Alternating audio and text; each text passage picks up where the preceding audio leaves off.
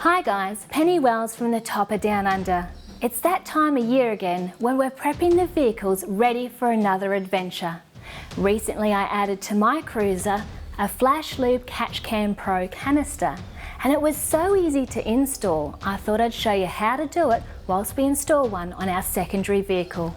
Why do you need a catch can? All engines build up pressure in the rocker cover from blow-by inside the engine. This pressure needs to be released or your oil seals will leak. Car manufacturers do this cheaply by letting gases vent from the rocker cover back into the intake manifold. Problem is though, that this leaves an oily mess in your intake and intercooler. Not to mention the headaches it causes to engine management sensors and corrosion to your turbo bearings. This great kit comes with all the components, brackets and hoses. It's quick and easy to install, and it's a winner to keep the inside of your motor clean and healthy.